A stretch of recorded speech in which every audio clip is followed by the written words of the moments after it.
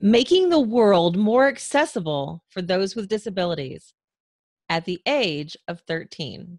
I'm Tonya Hall for ZDNet and Tech Republic, and joining me is Alex Knoll.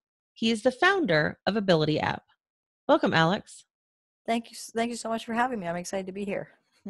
Now, we met at the Think Big conference in Coeur d'Alene, Idaho in August, where I saw you make an impressive presentation on your Ability App. Thank you, by the way, for being a guest on my panel. Tell us about the Ability App. Yes, well, thank you for having me on your panel. Well, my app will help people with all types of disabilities and their caregivers navigate public spaces and find safe, reliable services and employment opportunities. Tim Cook recognized you at WWDC 2017, and you've been a winner of many awards and also a guest on The Ellen Show. Talk a little bit about yourself, your journey, and what motivated you to develop the app.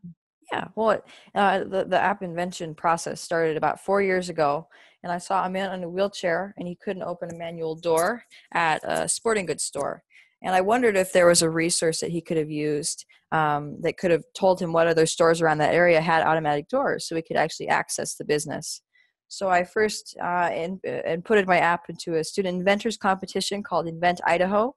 And I was lucky enough to win a few awards at that competition, and my app got a lot of recognition from that. And we kind of got more recognition on local news channels and things like that. And it really snowballed to get to the Ellen Show. I emailed her about 3 years ago, a little bit after I started the process, and then they got back to us about 2 years later. And then I was on the show about a week later. So You're a pretty young founder and you've already gotten lots of attention. What challenges have you faced in actually developing and promoting the Ability App? yeah, I guess the biggest hurdle that we're still overcoming is finding funding for the app. We are still actively looking for angel investors or corporate sponsors. I still have a GoFundMe page that is up, and I received $25,000 from the Ellen Show, which has really helped me, I guess, get off the ground a little bit. But for an app at a global scale, like Ability App will be for people all over the world, with all having tools for people without use of their limbs, for people with all types of disabilities to actually use this tool. It takes a lot of technology and a lot of development. So with the $25,000, I was able to hire a student programmer, 2 student programmers, and we still, it's kind of a minimum, well, the budget is kind of small for those 2. So they've helped us, and we're still working on the MVP, and we're hoping to pitch that to some angel investors and corporate sponsors. And that's kind of where we are right now. And once we are able to get a bit more money for a global app like this, then we're going to be able to input more technology and actually get the app off the ground. Because with the $25,000, that would cover about 2 months of just the servers.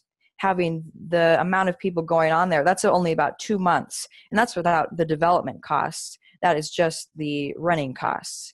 So we would need over $250,000 if we want to be safe to actually get it off the ground and have the app be able to sustain itself.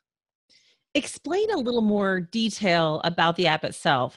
How will it work and what will it do? I mean, it does crowdsource information, right? Yes, well, we're with the people that we've talked to. The way that the app would generate its revenue would be through ad space and data for just the accessibility data, because there's really no full tool for people with all types of disabilities. There have been a few small pockets of data, like Google has recently inputted wheelchair mapping into their mapping system, which it says if the space is accessible, wheelchair accessible. But Ability App takes that a step further, and it has people with all types of disabilities, because there are so many people that aren't just mobility impaired. They also have vision impairments and hearing impairments. There's so many types of disabilities for people that aren't covered. It's just that accessibility data. So Ability App will cover all types of disabilities.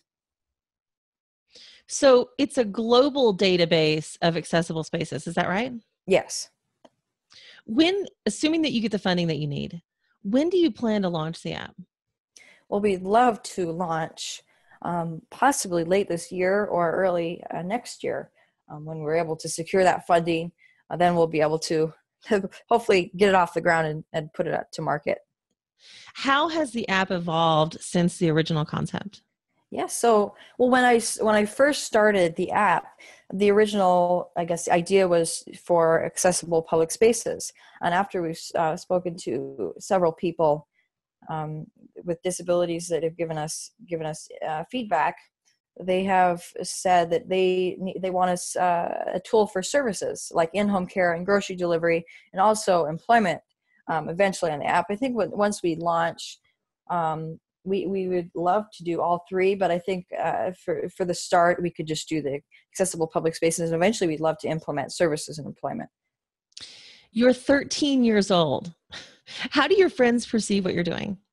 Well, they're very supportive. I have a wonderful group of friends that they're very supportive, and I'm very lucky to have them.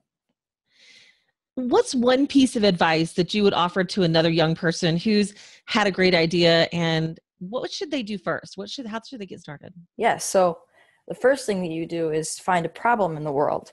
And then you kind of find some solutions for that problem. Just think of those and then find that solution. And then have your goals and look at them every day. Put them on your wall if you have to.